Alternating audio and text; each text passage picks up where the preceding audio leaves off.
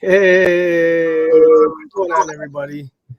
Welcome to a special edition of the House of Nerds show.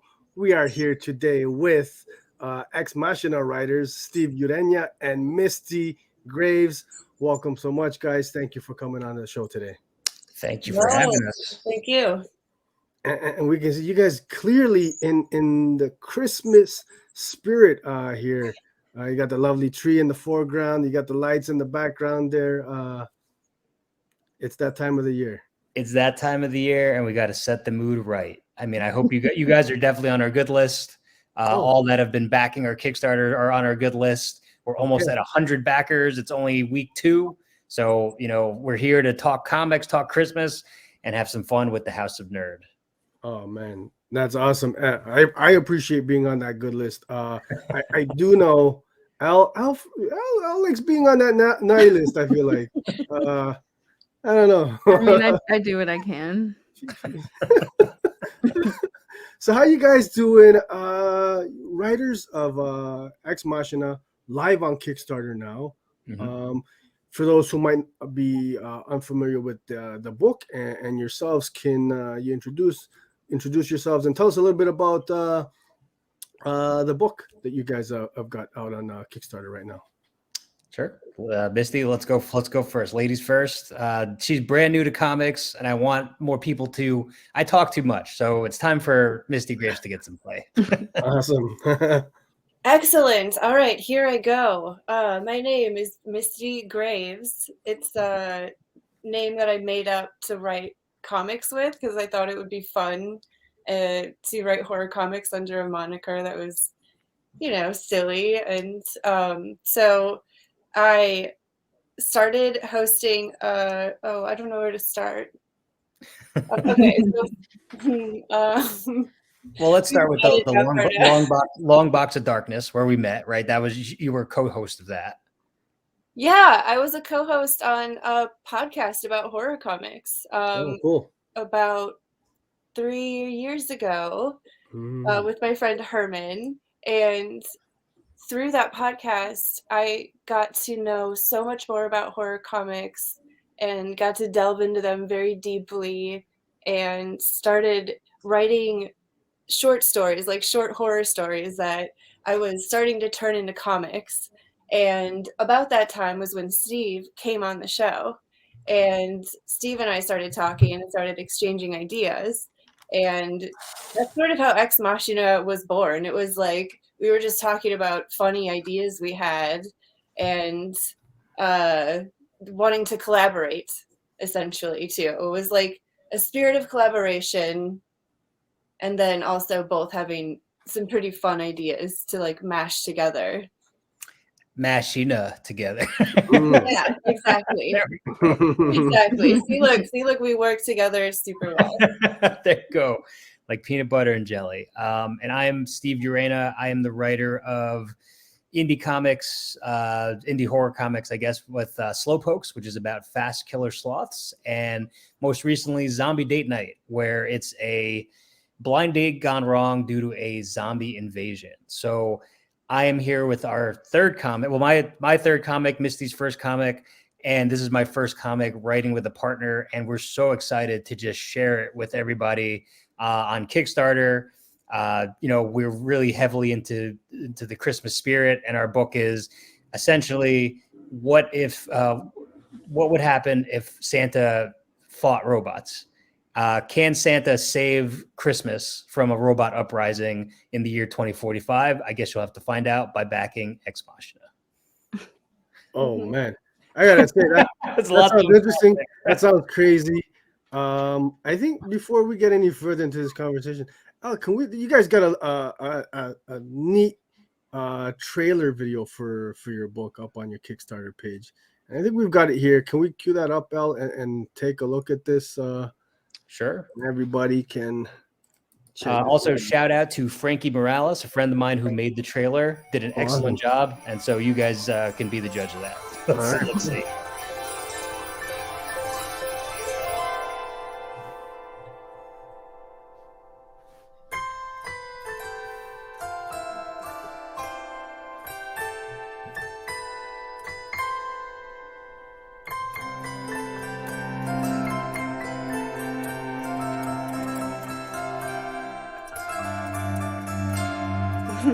bit of foamy blood.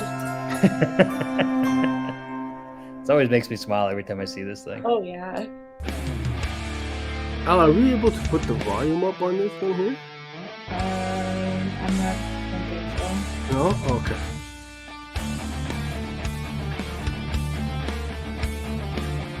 There's metal music playing. Yes. Okay. This Gotcha. good music. We'll add it in post. Sure. We'll No problem. You're gonna do a sound effect. All of us. All mouth music. So set 2045 in the North Pole. You got a robot uprising. Yes. Is that it? Yeah. And it's up to Santa to save Christmas, to save the day. Absolutely. Yes. Oh man. Okay.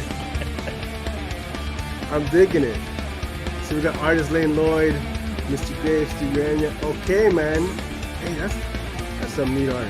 I'm digging Yes, it. Lane Lloyd is the artist on this project. Absolutely amazing. They did an amazing job with the story, making it very Christmassy, but still violent and action packed. Man, I'm digging that. That looks what's Luke's Cage? Sweet baby Christmas? What does he say? Sweet baby Christmas. Wait, you want to do that impression one more time? No, because I butchered that completely. But it looks great. So I love the art in it. It's so Yeah. good. Yeah. Yeah. Live now on Kickstarter. So everybody who's watching this, we're gonna have the link to the Kickstarter in the description of the video. Make sure you guys check that out, man. Who doesn't love a good old-fashioned horror Christmas story? I know. I mean, from the long box of horror podcast, when we did this, we read a bunch of Christmas comics, and they kind of inspired all of this.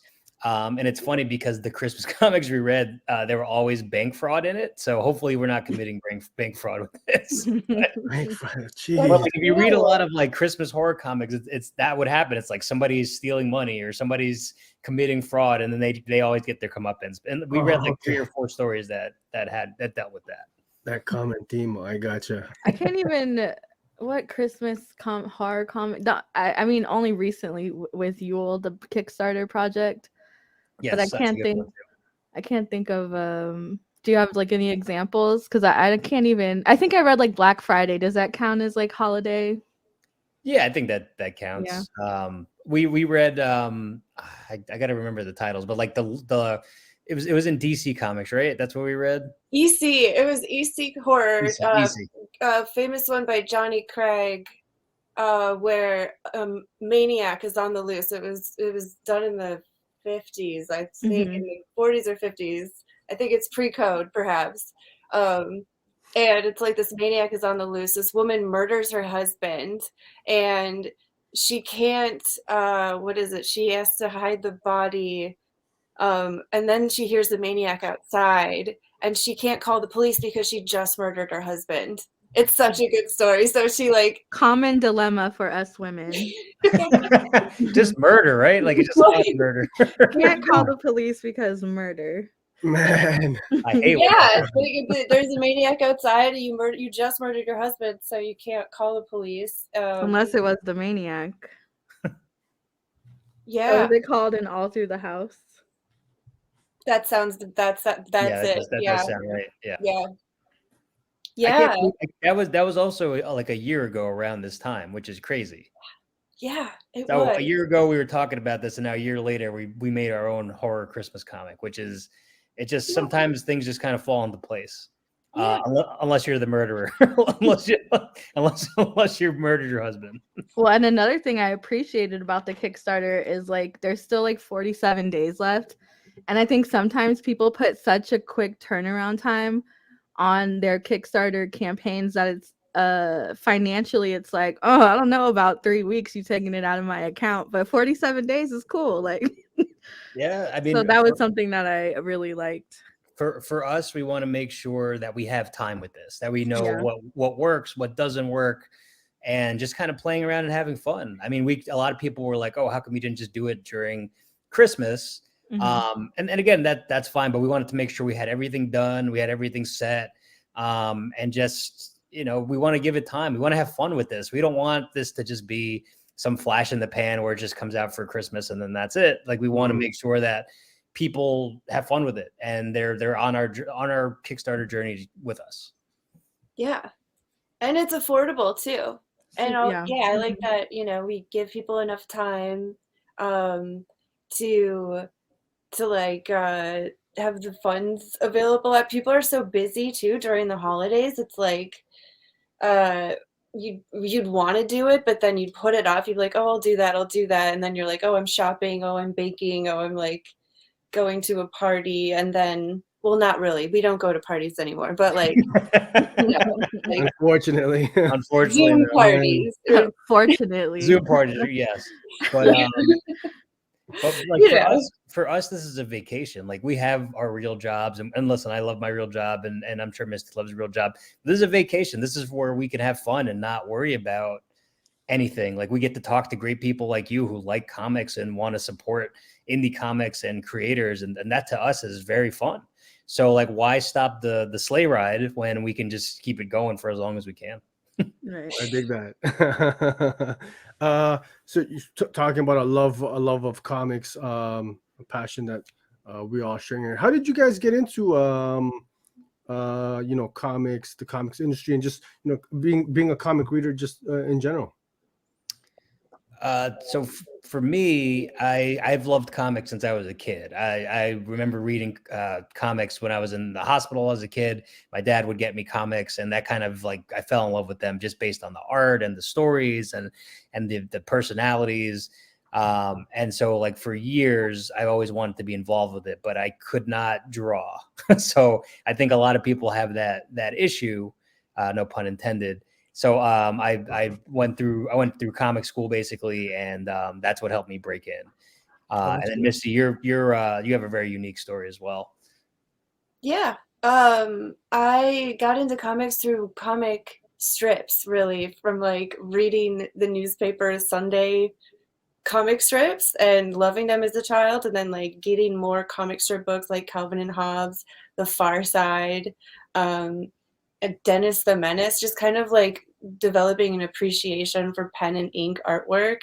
I went to college for illustration, and I do illustration and I do art, but I'm not a comic artist. Like, I have this kind of weird style that's, I don't know. Her style is amazing. Like, so she did Christmas cards for our Kickstarter. So I don't know if you want to pull those up at some point or put it in post. But her art is really unique and really different, and it definitely is something that I think you got some. I mean, obviously you're a great writer too, but like the art is really good as well. Thanks. Thank you. It's, I've been doing it for my whole life. Writing is something I've also always loved. I've always loved short horror stories. So I guess my foray into comic books started, I don't know, in college a little bit, but then officially maybe 5 to 7 years ago when I went into a comic shop looking for more X-Files comics. And then I found more Pandora's box was opened. I was like, I can just have more episodes of X-Files if I read them in comic form. So then it was like a slippery slope. I became not like friends with the comic shop owner, but my local comic shop owner was a really nice guy. And he was like, just like, here, you probably would like this. You'd probably like this. You'd probably like this too.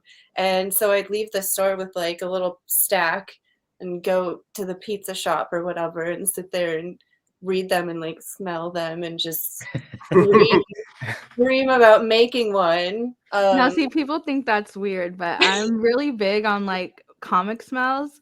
I love like anything like pre-80s, and I probably inhaling super toxic things, but like I love the smell of like a book that hasn't been opened in like 30 years. It's like the best smell ever. And like even like the modern comics, I do know that some smell better than others do, but not like a good smell, like, a chemical smell, but like I love a good comic smell. Yeah. I think you're onto some sort of business here. I think at the next con that we're all at, we might have to we might have to sell like it's comic smells. That would be the business. And it would be like 80s there. It's like X-Men this. Like, yeah, you know what I because mean? the pulpier the pages, the chef's kiss, the better. Like Yeah. that pulpy stale. And then you got the ones that are like a little moldy because they've been in somebody's basement for so long. And even those are like kind of pleasant. Mwah. Yeah. There we go. I think we just made a few $1 million off of the page per read thing that we got going here. I'll get in on that. We gotta bottle that somehow. Yeah, bottle that up and like, you know, listen, because you know, we need to. Everybody knows that feeling that everybody could smell. I could smell this podcast right now. The pages, that is, not everybody here. It's true though, man. It's some about going into, like, you know, the bookstores, and they've got the old long boxes that, you know, have been sitting there for like 20, 30 years. That, and yeah. Man, it's a great feeling. You know, just that's I guess the opposite of the new car smell. I don't know. Yes, it's cardboard and ink and chemicals. Yes, Man, that's cool. So the passion for comics is translated. You guys putting out some great work, man. You know, we're all looking forward to X-Machina. You know, so Elle is she's the Kickstarter expert. Of the two of us. I wouldn't say expert. She's backed my stuff, and You know your stuff, Al. I have a little problem if something sounds cool, even like remotely cool. I'm like, and if it's something that I'm like, even if I question it on like a purely logical level, I'll be like, at least I'll get the digital. You know what I mean? Like, I'll at least get the digital. but that's supportive. Like, that's so awesome. Like, so many people, even if you just get the digital for X-Machina, we appreciate you because you're giving us a chance. You're giving us a chance to take a look at what we did, and hopefully you're entertained by it, and hopefully you'll come back. So you've come back a few times for my stuff. So I'm very appreciative of you and everybody else that are like you. Thank you. Well, you know, and thank you, because it's, you know, you're really getting the more unique perspectives and takes on stuff from, you know, stories that are self-funded. Yeah. And I think a lot about the Kickstarters is there's love in it, because if you're putting your money towards creating this, you know, whatever, it's a comic or a graphic novel or anything like that, you know what I mean? It means you believe in it. And if you believe in it, then other people are going to believe in it too. Oh, for sure. Yeah. I like that it's community funded, so there's a lot of freedom, like you said, to tell the stories that maybe wouldn't get picked up by some, you know, a mainstream publisher or something. At least not right away. I don't know. but yeah, it's like as we show our comics. Really silly. Like, what we made is super. It's really out there. It's kind of out there. I don't know. It's maybe. I think it's out there, but I think it's deep. Like, I think it's deeper than we thought it was going to be, because we put love in it, and we've had many conversations about the universe and why things are the way they are. And it's a labor of love, and like comics brought us together too, which is even crazier because, you know, working on a project with somebody you don't know very well could have been a nightmare. It could have been a nightmare for her because I'm the sloth guy, and maybe I'm, you know, never worked with a partner before on this type of thing, but everything moved seamlessly. Everything worked out, and like, we're here for each other. It's really cool. Yeah, I couldn't have asked for a better writing pal than Steve. He's been so supportive and like so positive and optimistic, and it's just really nice, especially because it's like my first time doing something, so he's done it before. He can be like, don't worry about it, it'll be fine. You hear that, Sergio? Be supportive. Hey, no, I'm just kidding. Come on now. I mean, I just believe in the talent, and I believe in a story like this. And again, at the end of the day, if all else fails, we created something cool. I think it's cool. You know, that's it. That's all we can do. You know, if hopefully people will follow us and back us. And hopefully this could be a holiday tradition every now and then. That'd be cool. But we'll see what happens. So is the plan is this a one shot, or is the plan to release subsequent issues at some point down the road. Yeah, I think we still have a lot of story to tell with this. So I think if this gets funded, we will definitely be working on a second one, and making sure that it's right. We don't want to rush anything. We want to make sure that it's as entertaining and fun as possible for the readers and for us. We had a blast doing this. Like, this was so much fun. I was excited and it was hard to keep this close-lipped for quite some time, because we finished this over the summer. Right. To keep this to ourselves, I wanted to tell the world about this, but now I get to now. So it's been a lot of fun. I mean, you're talking about a fun project. It looks fun. I mean, we got looks like a beat up Santa Claus here, Blood Eater. Man, I'm kind of worried. He's got his teeth missing. Not sure. Yeah, our Santa is haggard. He's seen some things. He's been around for a really long time. He's a vet. Picture Clint Eastwood as Santa, basically. Oh, okay. I mean, also too, we were talking about this. This is kind of a Western as well. Like, it's not a Western in the sense of like they're cowboys, but it's like it's a redemption story for Santa. And we didn't even think about that until it was over. We're like, this is kind of a Western. This is crazy. But now that you mentioned that, even like the color palette, like in the background, the color palette of the pages themselves, it very much looks like it could be like a Christmas Western style story. I mean, Lane Lloyd is extremely talented. Yeah, I dig that. Yeah, like that faded, muted color palette, right? I mean, I dig it. It's cool, man.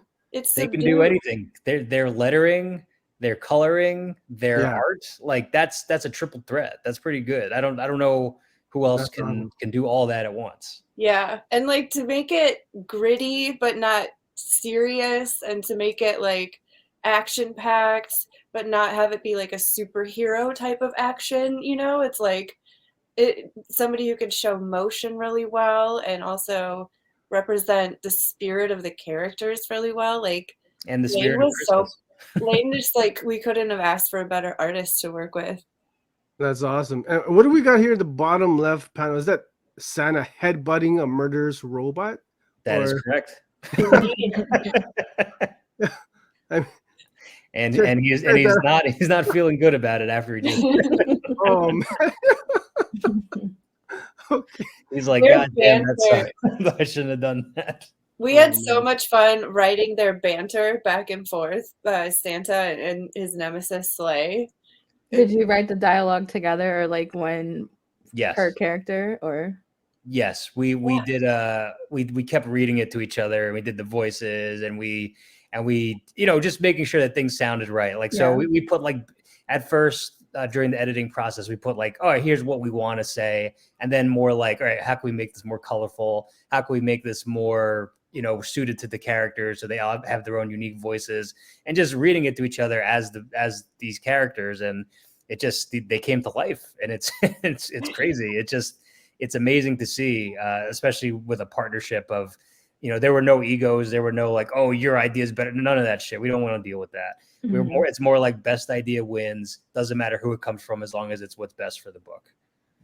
That's great. That's also that's awesome to hear. How does, I guess, because your previous books, Steve, they've been solo ventures. So how does the process kind of, what are the pros, maybe challenges of collaborating with another artist versus working on this solo? I mean, for me, it was very. I knew from the get-go. I was like, listen, if I'm going to work with a partner, especially somebody that I got to get to know and make sure that everything works out, I got to be completely honest with them, no matter what. Whether it's good, bad, it doesn't matter. As long as we're honest with each other, that's all that matters, and that's how we'll reach success. Because if something is bothering her, or something's bothering me, or whatever, and we didn't have really much of that, but it was awesome. Like, we did Google Docs. We did it. So my creative process is, first we come up with the idea, we come up with like an outline, We brain dump of like, all right, maybe, we'll do this, like this will be funny, or maybe this will be funny, and kind of like connect the dots. Like it's like a giant puzzle. And, together it was a lot better to put those things together and not be alone. Because with Slowpokes and Zombie Date Night, those were great. But, this one, I just, it felt right. It felt good. And it was very seamless. Like we could have argued for months about certain things. We didn't. It was like a month we wrote this, right? I think maybe 2 months. Yeah, pretty much during the spring. Yeah, she didn't kill me once, so we're good. So, what I mean? She didn't like, I'm tired of your sloth bullshit. Like, I don't want to go back to prison, okay? Wait, nobody else mentioned it. My favorite thing is Joyce Carol Oates, a great author, said in one of my favorites. Classes. Yeah, absolutely great. That just like in the comic space, I am so comfortable because it's like a journal. So like when you keep a journal, you are most free because there's nobody telling you what to do. You're not writing a certain way. You're writing for yourself. You're writing your deepest, greatest thoughts, and there's no filter. There's nothing holding you back. So that's how I approach comics, because I'm here for fun. I'm not here to be in anything. Like if I'm independent forever, so be it. I'm telling stories I get to tell. I get to work with people I want to work with, and it's fun. Like these Kickstarters are fun. So awesome. I think that's what helped us a lot is when in the writing process we were free and we were having so much fun, and it's just a winter wonderland. There you go. But that comes across in all of your, and that's why I was always so willing to, back your projects. Is it comes across that you're having fun, that it's a good time. Your stories are fun times. And I think sometimes like when you come across a Kickstarter, it feels even like, I know the creator is putting in a lot of work and effort into it, but it almost becomes like it feels like it's a task for them, and you can kind of tell in how they speak about it, and then like the pressure that they're under to perform for it, and it kind of like that's echoed in their posts and stuff.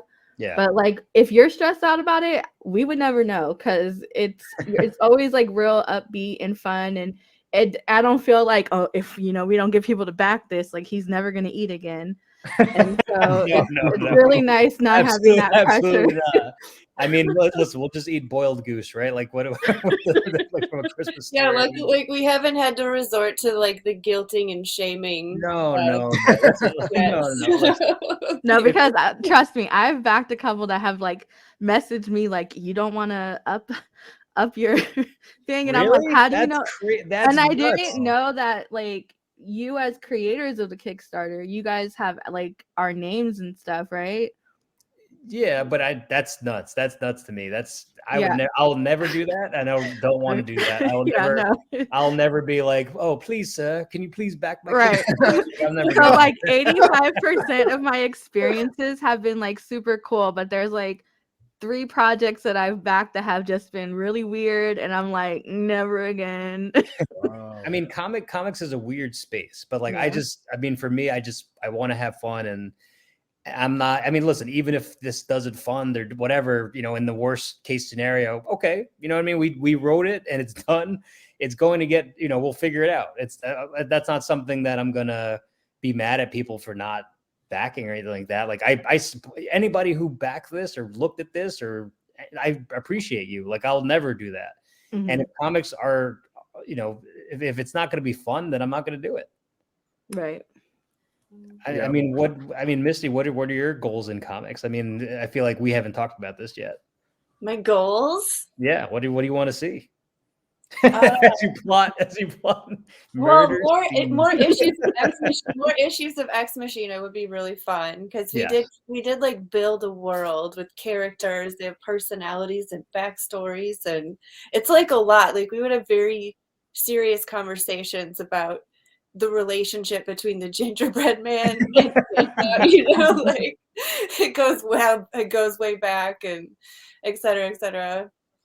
So more X-Machina would be really fun. I want to do something on my own. I've been working on a horror anthology. I've got so many stories. I have some artists that I'm really excited to work with.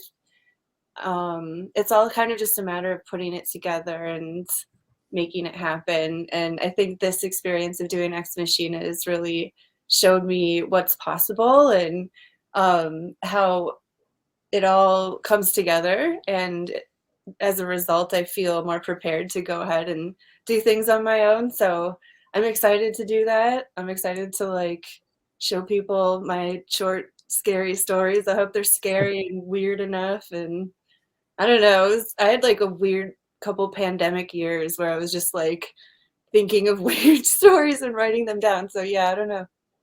That's my goals. I think we've probably had a lot of time these last couple of years, man, to mull over. So I'm definitely curious to see what you've come up with, this horror anthology you've got working on. And I was just about to ask you, you kind of touched on it. So this being your first comic book creation, was the process kind of what you expected, or a lot of surprises, or just another a learning experience in the comic industry? I think I learned.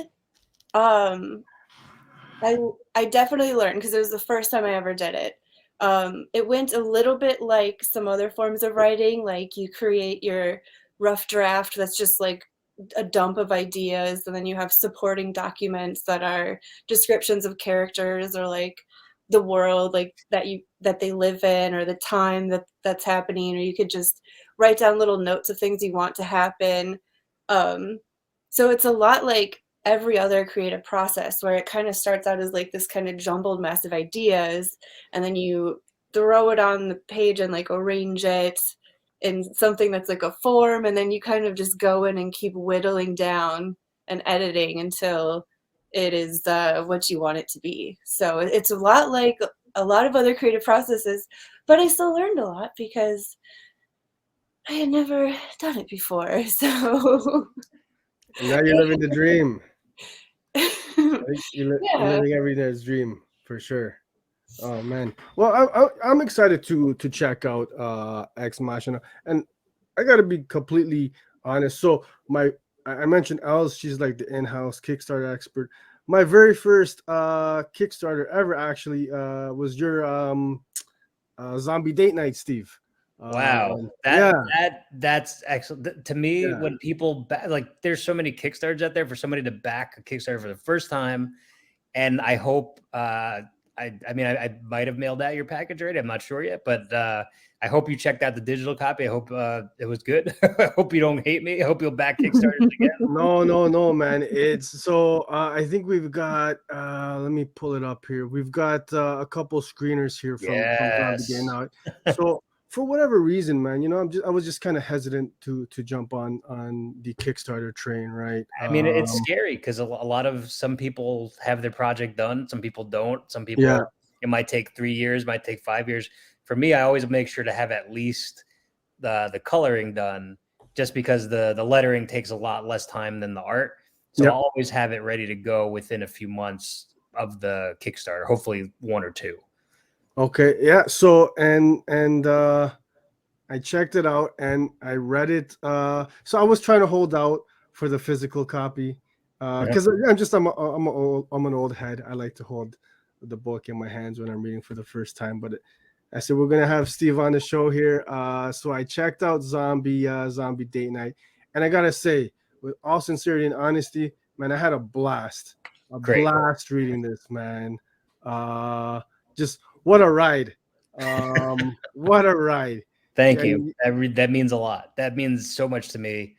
That means all the hard work paid off. Like just hearing people, you know, like you saying, "Hey, it's fun." You know what I mean? That's all that as long as people have fun with my comics, then I'm doing the right thing. Oh, 100%, man. One of the funnest books I've read recently. And you know, I love, you know, just from the diverse cast of characters, man, and you know, all these crazy characters you've got in, and just the premise of you know, a blind date kind of gone wrong in the worst way possible. I mean, do you want to give people who might not be familiar with the book just a quick premise synopsis on Zombie Date Night? Absolutely. Yeah. So Zombie Date Night is basically a comic that tells a story of boy meets girl. Girl and boy go out for a first date, and then a zombie invasion occurs. So it's what's scarier than a first date? That's zombies, of course. So I took the fear of going out on a first date and meeting somebody for the first time and mixed it with zombies and created Zombie Date Night. So it's got thrills, it's got chills, it's got a grandma with a chancleta fighting zombies, which I'm pretty sure is the first time that's ever happened in the zombie medium. Got it. But yeah, boom, there you go. There you go. That's right. There's and so a lot of things. Yes, Zombie Date Night takes chancletazos to new levels. So I will agree with that statement. But I wrote those characters with love. They're based on people I know. Obviously, the grandma character is based on my own grandmother. And I always wanted to see her kick some ass. I mean, she kicked my ass with that chancleta. So I want to see her kick some ass, kick some zombie ass with that chancleta. And I love it. And full honesty, so what sold me on the book, as I think something on Twitter you mentioned, features a badass abuelita with fighting off zombies with chanclas. And that's it. That's all I needed to hear. And that's all I needed to hear. And it works, and it sold me. And man, I had a blast reading this. Awesome. As you can see here, we got abuelita with nails. So she's nails in the chancla. So she's taking the chancletazos to new heights. Something you've never ever seen, folks. Man, I recommend checking this one out. So are people still able to get their hands on this book? Or is like, because again, I'm not too familiar with Kickstarters. Is that kind of that train come and gone, or no? Train hasn't come and gone. So right now I'm in so because of the supply chain, it got pushed back a little bit with the physical copy. So I just got the physical copy on I think a week or two ago. So I've been trying to mail out. So I think your copy is on its way to Canada because I just did the international orders for some of them last week. Okay. So bear with me. I am getting through the orders and I'm mailing them out. But once I finish mailing out the Kickstarters, I do have a good amount left. So once that is once I mail out the Kickstarter ones, I will go on Twitter or go on Instagram and say, hey, like I have this many left. If anybody wants them, I'll gladly mail them out to you. Just reach out to me and we'll do PayPal, Venmo, whatever we need to do. And I'll be selling those until I'm sold out of them. So Slowpokes is almost sold out. I think I have maybe like 10, 15, something like that left. So same thing. That will be the same thing with all these projects. I will print them out until I sell them off, and then if people want more of them, maybe I'll do another run. But we'll see. We'll start with what we have first. And Slowpokes is super fun too. Yeah. One of my favorite lines ever from a comic book is in it. And what is that? This is giving me a full-on chub right now. So funny enough, the placement of that hilarious. I had my mom read Slowpokes, and she asked me what a chub was, and I had to explain it to her. That's too funny. Slowpokes is batshit crazy, man, in a good way. And that is my head, my high school head on that the sloth is holding. That's too funny. Because I was like, this is my first comic. If this goes well or doesn't go well, I got to put myself on the cover. Yeah, the page switch from like the sloth just being cute to then the next panel is like one of the funniest things ever. Yeah, these books, guys, I gotta tell you, man, they're hilarious. You guys have to pick up these books when Steve does put those physical copies up, man. Make sure you snatch one up because it's great. You're saying the half chub was one of your favorite lines. One of my favorite. We had full chub, not a half. Full chub. It was a full. We're on full chub. I like. He has some therapy ahead of him. Man, I like Ginger's line in Zombie Day Night. What did she say? Suck a duck. Yes, suck a duck. My dude, I was rolling on the fly. I said, this is hilarious. Or you had what was his best friend's name? Sorry. In Zombie Date Night? Yeah. Blake. Blake, and he had the translucent comment. When I tell you that had me on the floor. Just hilarious stuff, man. I definitely, the House of Nerd recommends Slowpokes Zombie Date Nights to everybody, man. You guys got to make sure you grab a copy. So one of the best parts about Zombie Date Night was I got to work with my girlfriend on it. She was my editor. Oh, no way. Cool. Because I was like, you know what? Listen, this is a story about love and going on dates and things like that. I gotta work with my girlfriend, who's very good with words and helping me smooth down terrible ideas. It's great. So I gotta ask you then. That begs the question: how much better or worse was your first date with your girlfriend than the one being told in the story of Zombie Date Night? So it's very funny with my girlfriend. Like, long story short, we met on a dating app, and again, I'm somebody who's very talkative, so I'd never thought that would happen. I'm very much going up to people or talking to people and talking their ear off as much as I can. So we met on a dating app. We went out for hot chocolate, and I was very nervous about these kind of dates because I was like, oh, I've never met anybody on the app. I'm probably gonna get robbed, right? Like, I think I'm gonna get robbed, or something's gonna happen to me, right? So we meet up, and everything's going well on the date. Somebody drives up to us and is like, hey, my wife kicked me out and I need $16. And this guy had he looked messed up. And I was like, oh fuck, I'm getting robbed. I was like, I know I'm getting robbed. And then I look over at my girlfriend, and she's moved up like this. And then the guy just goes away, and it was just a random thing. So I asked her, I was like, oh, why did you move up like that? I thought you were in cahoots with that guy. She's like, oh, I was moving forward because if you pulled a gun on you, you would get shot, not me. True love. So that true love, yes. And from there, it went well. We live together now. Things are good, but it's just really funny because that's a first date story like that, and that's our story where some transient tried to shake me down for $20. That's funny. She was willing to let you get shot. Yep, she was willing to let me get shot. What a hero. She has those strong self-preservation instincts. I can't be mad at that. Oh man, yeah, because our boy is Jack Cruz, right? The main character. Yes. I gotta say, man, he was his first date even before the zombies appeared. Man, I gotta say, it's not the smoothest cat out there. Smooth as sandpaper. Man.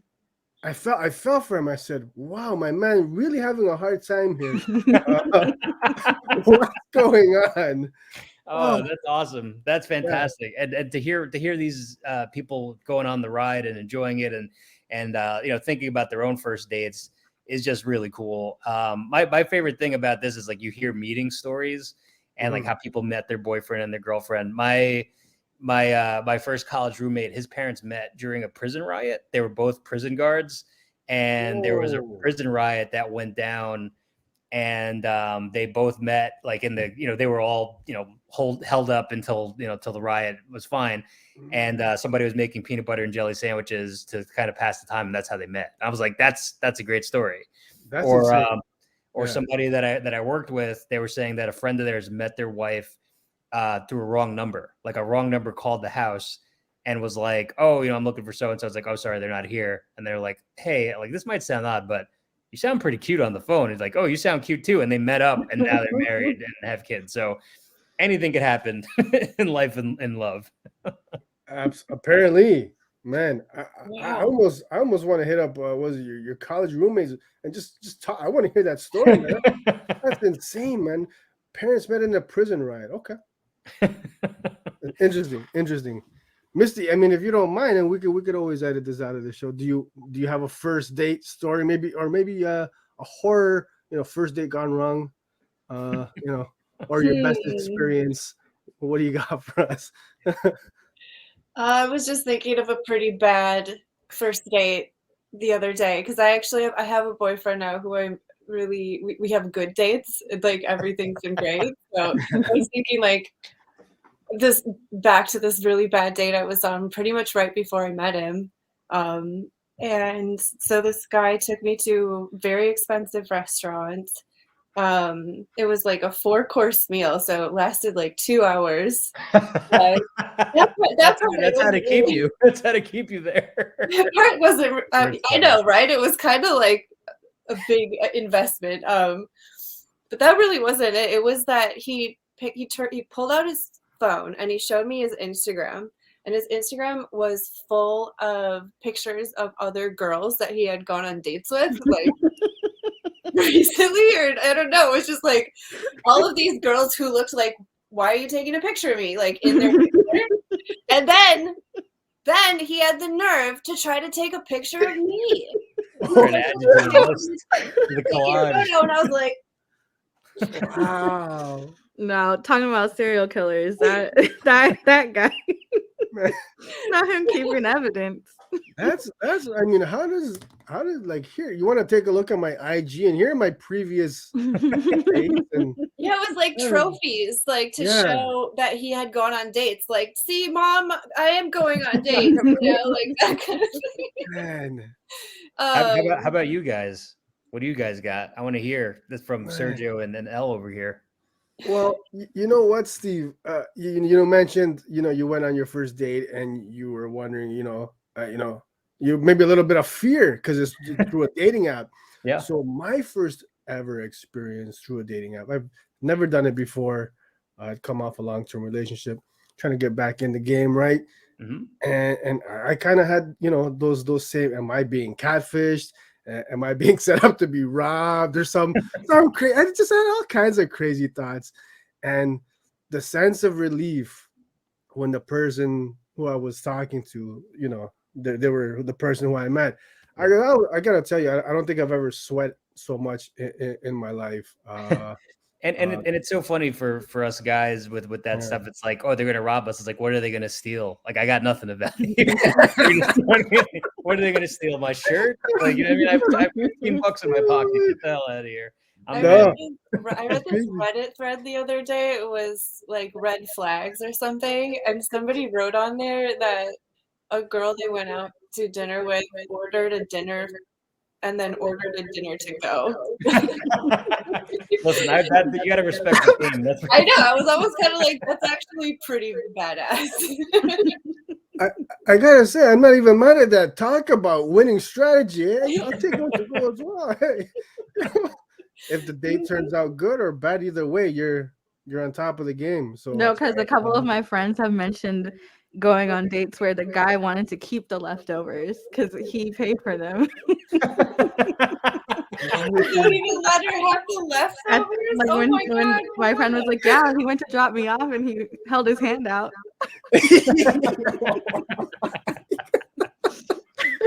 That's too much, yo. That is That's too much. And you know what? Funnily, that didn't happen to me, but like I've been married. I'm like 12 years. So like this is like before social media. And I went on a date and we went to the movies. And I'm like, it was when Takers came out. You remember that movie? The T.I. movie? Yeah. And I was like obsessed with Idris Elba and Hayden Christensen. So I'm like, I got to get good seats because I got to see my boys. And so we get there and it was our first date. And he was like, I'm going to get some popcorn. I was like, cool. I'll get our seats because there was a line. And I guess he didn't hear me. So when he came into the theater, he's like yelling my name. And my name is like really long kind of. And so he's like, Eldania. And I'm like, oh my God, like I'm so embarrassed. Like, what are you doing? And so he finds me and he like doesn't talk to me the whole time. Not during the previews, not during the movie, doesn't share the popcorn, nothing. Wow. And so before we went to the movie, we had got Chinese food and I already knew it wasn't going to work out because like, don't yell my name like that. It's weird. And so we get in the car to go back to my house. He drove like 100 miles per hour the entire way. Like, I guess he was trying to like scare me or like intimidate me or something. And so I was like, I thought I was going to die. I was like, well, this is it. Like, but at least I got to see Takers, right? At least I got to see my boy, my boy Hayden Christensen. And so I get out of the car and as soon as I close the door, I hear him like skirt off and I realize I left my leftovers in the car. And I was like, dang, I really need to call him back and be that was his plan the whole time to get I was so upset, not because of how he treated me, but that Chinese food was like really bomb, and it was like 2 towns away from where I lived. So I'm like, I'm never gonna go over there again. That's hilarious. That's awesome. It's a weird world, the dating scene, like when you're doing it. I mean, when I was 17, it's always the stories that mortify you that kind of like help shape you too at the same time. I went on my first ever date. I was 17, and I remember telling my parents, I never told them anything because I always felt like weird about it. So I never told them anything, kept a lot of things to myself. And then I finally told my dad, I was like, because I needed the car. I was like, listen, I'm going on this date. I didn't want to lie. I didn't want to because I was going to be gone for quite some time. So I was like, all right, listen, I'm going on this date. He's like, okay, no problem. Here's $20. Go see a movie. Go have fun. I'm like, okay, great. Things are good. Like we're going to the movie. During the movie, what was the movie? It was Shrek 3 or something. Shrek 3. You know what? A true romantic. Setting the mood right. Man, yeah. You know how I feel about Shrek. Shrek is love. Shrek is life. Shrek is love. Shrek is life. But so during the movie, I was very nerdy and very. I had a lot of asthma at that time, so I had asthma. So I went to the car to get my inhaler. Was fine. Date went well. It was good. I came home. I went to talk to my dad. He's like, oh, how'd it go? I was like, oh, it was good. He goes, how come you left your car? You left to your car. I was like, wait, what? They followed me to the date. My parents, they didn't tell me. They didn't have to tell me. They went to scope things out. And I never told them anything ever again after that. That's crazy. Breaking the circle of trust. Like they went. They probably sat through Shrek 3. I don't know. That's so fun. Hey, listen, I got to ask now. Is that where the idea for Abuelita sitting in the theater? Yes, that is where that came from. So another tidbit too, that guy, the character of John who bursts through the wall and becomes and is the other antagonist, is in the theater as well. So like if you look through, you'll see them in the background. He's in there as well too in the theater, John. That's too funny, man. That was a great little detail there. Because it really happened to me and it traumatized me for life. So you had to put it. You had to put it in. I had to put it in. Yeah. Did that affect your view on Shrek? Yes, forever after. Oh man, sorry to hear that. It should be a bright spot for us all. It should be. Man, that's hilarious, but that's one of the great things about that zombie date night. Was just the heart in it too, right? For all its spookiness and craziness. I mean, that same thing with X-Machina. I mean, obviously we haven't been to the future, but we've been trying to draw from real life experiences because listen, we were there in our own way for these characters. So, that's why they jump off the page. That's why they are relatable, because we want to make sure that it's like, hey, these are based on real stories. These are based on real people, or these are based on, a little bit of our lives. I dig it. And spoiler alert, or maybe it's not a spoiler. Can you tell us any maybe surprising twists or deaths that we got? Like, do we have to keep our eyes peeled for maybe Rudolph biting the dust, or? Yeah, I definitely. Yep, no spoilers. Just back the comic. There's lots of twists and turns and action and funny things that happen. It's just fantastic. Like this comic is, it's pure heart. Like it's pure heart and it's pure Christmas magic, and it's just everything I want to see out of a Christmas comic. I don't know how Misty feels, but that's how I feel about this. Yeah, I feel the same exact way. It's really like everything. It's a lot. It's like everything in the kitchen sink we put into it. There's heart in the characters because they're based on people we know. And their struggles are based on the struggles of people in this world today and the people of the world in the future. And it's sci-fi too, so it takes the things that we're afraid of happening and makes them real, and then says, okay, well, how are we going to deal with it? Like, how do we get through it together? And just and just what Santa goes through. Like he loses everything. Like he's so, he's so sour at this point because his wife left him for the abominable snowman. And like, listen, we'll all, we'll all be heartbroken for that. Spoiler. Yeah. Wow. No way. Not the abominable snowman. That's crazy. Yeah, so he's bitter. Or Santa starts out he's pretty bitter. Yeah. I'd probably be bitter too, man. Yeah, listen, that abominable snowman is a handsome person. It's a handsome snow fella. I guess that's what. Yeah. He's everything Santa's not. He's sensitive. He likes yes. watching movies. Idris Elba would be our abominable snowman. Okay, hey, then you can't be mad. Can't be mad. Yeah. I mean, he's Knuckles. I mean, come on. He's Idris, man. I get it. I know. Al's happy with that fan casting. What was the quote? This is giving me a full on show. This is giving me a full on show. Not the snowman. It could melt. Yes, Idris Elba could melt the snowman. I'll give you that. That's hilarious. I think you should put that as the quote for this thing.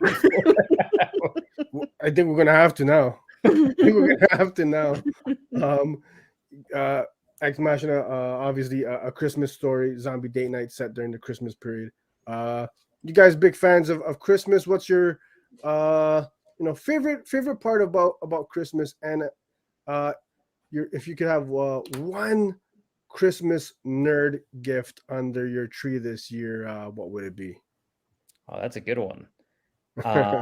So with Christmas for me, I like the lead up to Christmas, but I feel like Christmas Day is very anxiety inducing. Like, if you know what I mean? Because you got places to be, you got food to cook, you got things, you got to make sure that the gifts were good. But I love the lead up. I love the Christmas music. I love giving gifts for people. The people are always that I love. I try to treat them with as much heart as I can, because listen, the year sometimes can be hard. And if I can give somebody like a good gift or something, something that I thought about, or something that, from listening to what they're saying, that to me, I love that about Christmas. And the nerd gift, I would like one of those Green Lantern power rings. Those look cool. I dig that. I don't have a Green Lantern power. I do have I thought you were going to pull them all out. I thought you were going to pull out like 5 of them. I got my Legion of Superheroes ring. So that's cool. You need a wonder. Is that? Oh no, that's not the Wonder one. That's a Legion of Superheroes. Got it. Legion of Superheroes. Yeah, it's a cool one. Boom. Awesome. You're supposed to one full screen me there, Al. Come on. No thanks. Misty, what did you? Misty, what do you want? What are you looking forward to underneath the tree this year? Oh, let's see. I'm always a fan of books. Getting any books. So like a nerd gift for me would be comic books of all kinds. Those EC anthology tomes. Oh, they're so good. Those are wonderful. I've been collecting those too. Yeah. They're wonderful, and they're so beautifully made. And so, yeah, I feel like those make excellent Christmas gifts. And then what are your thoughts on Christmas? Which we haven't talked about, which is even funnier. Christmas is like, I love the lights. I love the sparkle.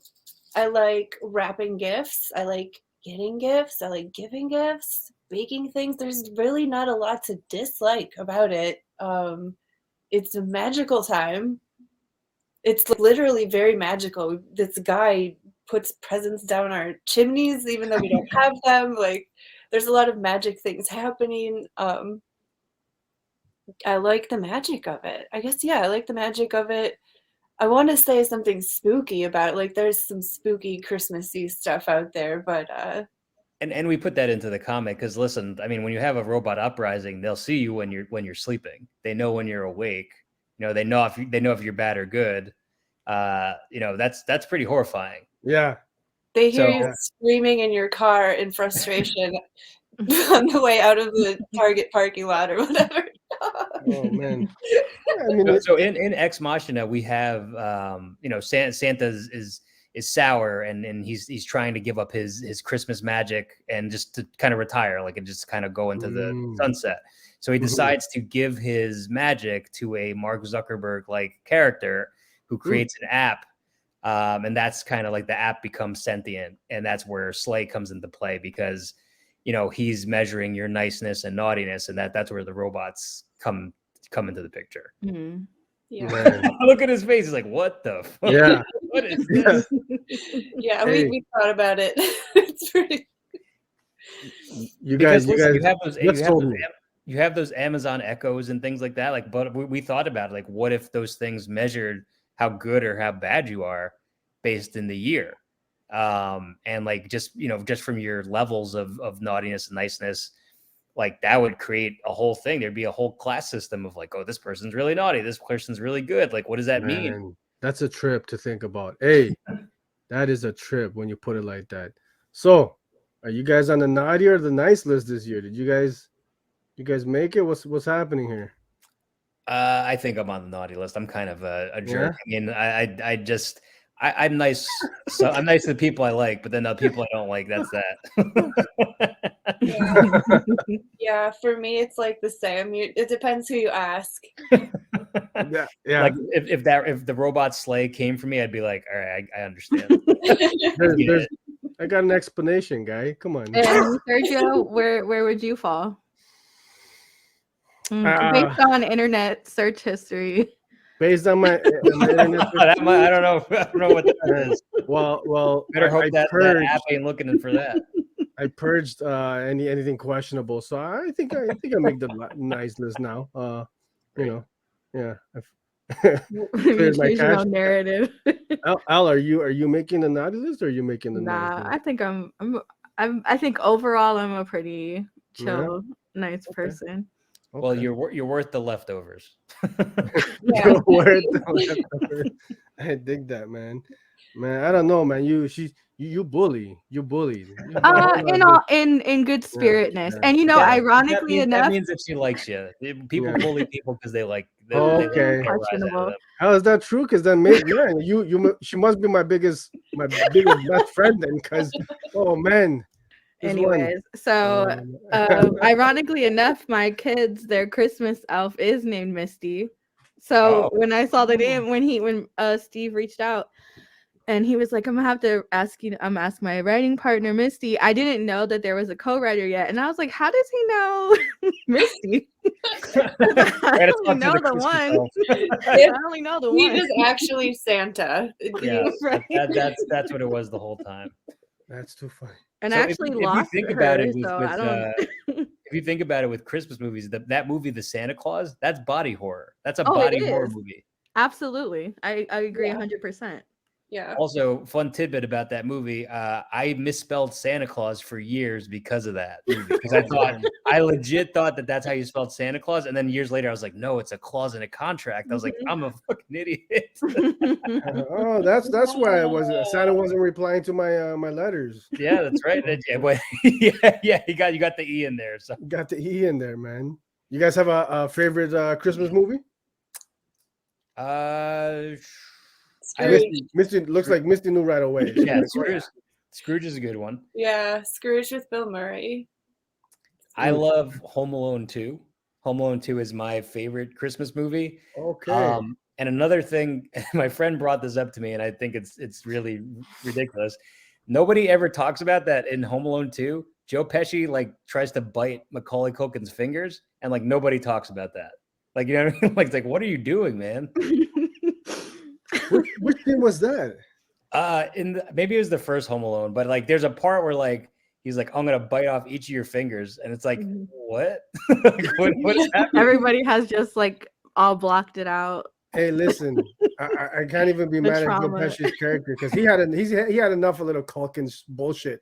He's like, you put me through hell. Like I'm taking a chunk out of you. Yeah, he went from like.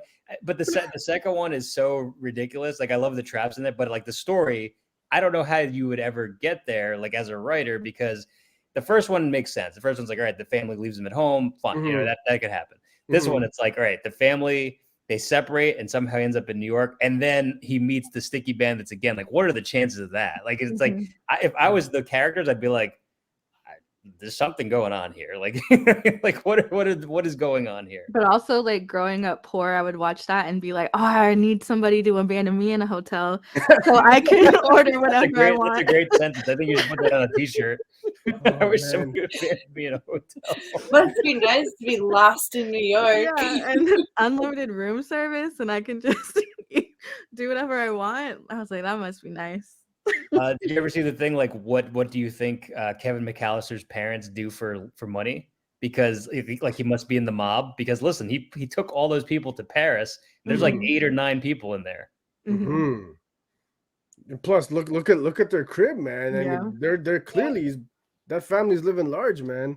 Maybe that's why the sticky bandits show up. Maybe there was like a mob thing, and to even forget you didn't bring your kid with you is like, that's money mind. Like that's that mentality. That kid's dispensable. Wow. We'll just buy another one. Kevin too. We'll pick up another one in Paris. We've always wanted a French child, right? Jesus. And I'm Steve, still I waiting think for... you just started us down a dark rabbit hole of are the McAllisters mob connected? They might be. Listen, there's a ton of them. There's Fuller, who likes to you know, I mean, he would have like a mob name because he pees the bed, right? He'd be like Jesus. Sticky sheets. Yeah. He learned everything he knows. I hope not. Oh man. Elle, do you have a favorite Christmas movie? I like the old like 80s, 90s cartoons, like the Garfield Christmas special is like one of my favorites. Stuff like that. That's a good one. I also like the Pac-Man Christmas. That like that would always be on Cartoon Network, and that would always like. I also associate like the Bartman episode of The Simpsons with Christmas. Like that's a Christmas thing, in my opinion. So that's like I always watch that around Christmas time. That's awesome. And like I don't know if you remember, like Will Varner, he did claymation based on holidays back in the day. It would be like on basic cable, and he did a Christmas special with like the California raisins. Oh, I remember that one. Yeah. Man, I feel like we need more of that in children's programming, of just like these things that come alive. Because remember, like the Brave Little Toaster. It's like, who was that for? Exactly. Think about that. Like, it's like, all right, we need something. Like, imagine this cartoon. It's like, all right, we need something that. He was just looking around his kitchen when he was. Yeah, he's like, toaster, perfect. Looks like a mouth. Because like I don't know what kid like likes their toaster that much, which is really sad in itself. The Brave Little Toaster. It's like you don't like with Toy Story. It's like the toys are wanted. The toaster. It's like this shit is burning all the time. We got to get this out of here before it starts a fire. Oh man. If my toaster came to life, I'd hate it because that motherfucker, he's throwing my toast across the kitchen. I said 3, not 5. You know, it's crazy. I don't even think my kids know what a toaster is because I just throw everything in the air fryer. So damn, it makes the perfect toast. McAllister money mine. Yeah, really. Throw it in the air fryer with the rest. Man. Oh man. Okay. All right, get out of your system. Yeah. Elle, did you have anything that you wanted to touch on with Misty and Steve? I think we covered everything. She doesn't want to talk about the charges, so.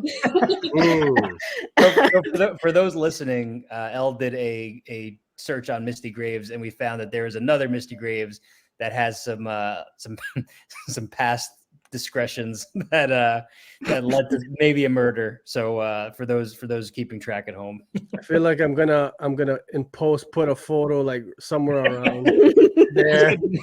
Misty Graves mugshot. She just has a teardrop tattoo. You guys, I would love it. It's just a candy cane right here. Oh man.